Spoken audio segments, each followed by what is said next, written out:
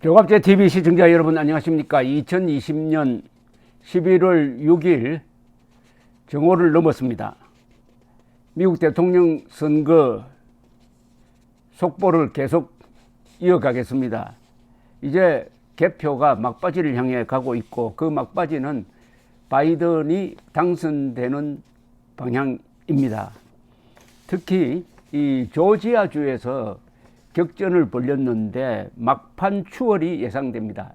현재 99%의 개표를 했는데 드디어 바이든이 쭉 올라와 가지고 49.4% 그리고 트럼프가 49.4% 동률이 되고 말았습니다. 그러나 거기 표수를 보면은 약 3,000표, 1,000몇백 표 정도 1,797표를 지금 트럼프가 이기는 걸로 되어 있지만은 곧 뒤집어질 가능성이 많습니다. 이게 조지아주가 왜 재밌느냐? 조지아주 주지사가 공화당입니다. 조지아주의 의회가 공화당이 장악하고 있습니다. 그런데 트럼프는 오늘 기자들에게 짤막한 연설을 하면서 부정선거가 광범위하게 진행되고 있다. 표를 도둑맞고 있다. 라고 하면서 조지아주, 펜실베니아주 이런 곳을 겨냥을 했는데 이게 자기 눈 찌르는 걸 아닙니까? 공화당이 부정선거에 앞장서니까 조지아주에서 역전이 지금 이루어지고 있다 이런 논리인데 어쨌든 뒤죽박죽이 되는 황당무계한 이야기를 미국 대통령이 했다는 게 충격적입니다.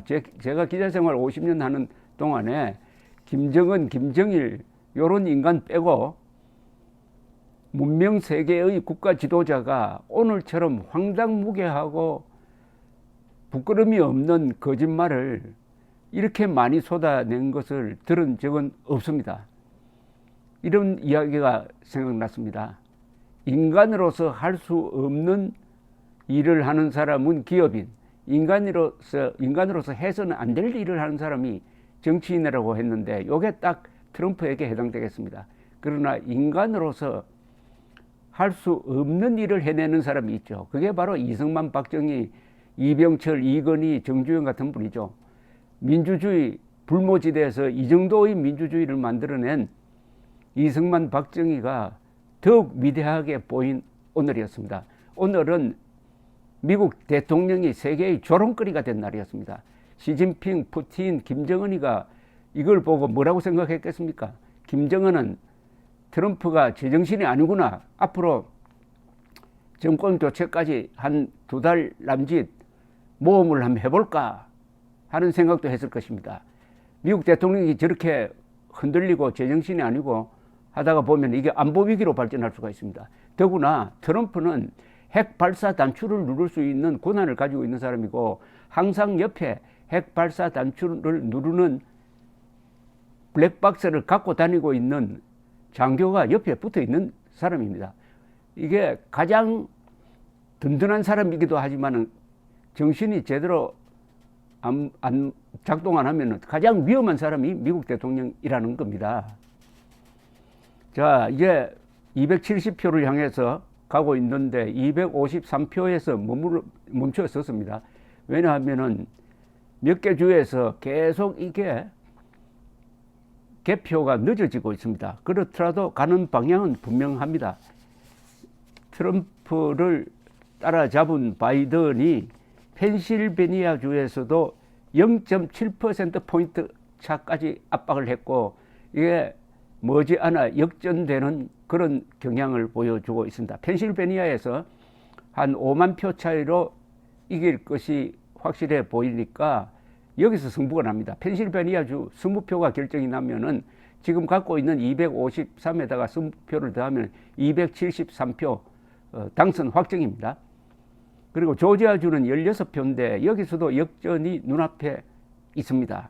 그리고 네바다주에서도 이기고 있습니다. 네바다주 6표, 조지아주 16표, 그러면 합쳐도 22표죠. 그러면 이기는 겁니다. 그러니까 바이든이 이길 수 있는 길은, 수단은 여러 방법인데 트럼프가 이길 수 있는 방법은 하나밖에 없습니다. 조지아주에서도 이겨야 되고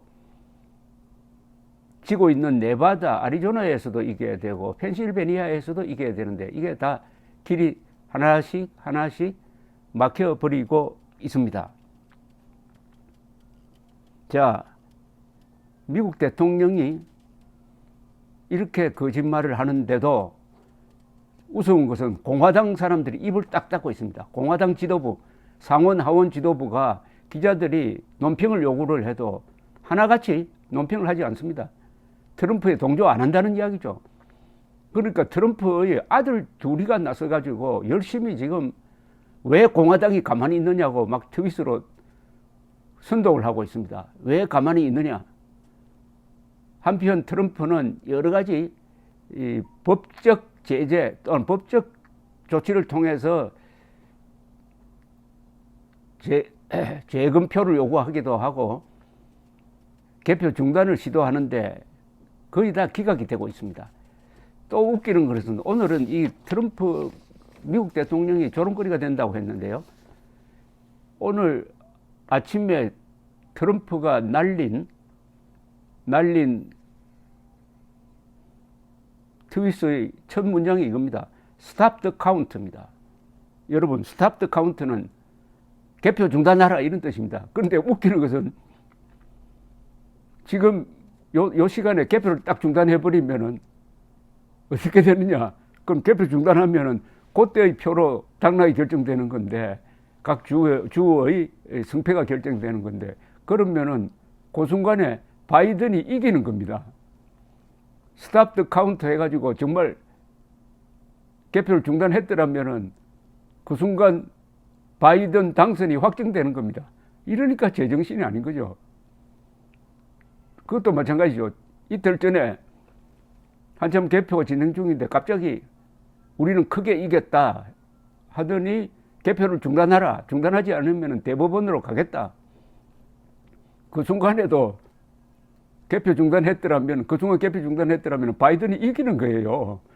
바이든이 그때 확보한 수에서 선거인단 수에서 트럼프를 상당한 차이로 이기고 있었습니다.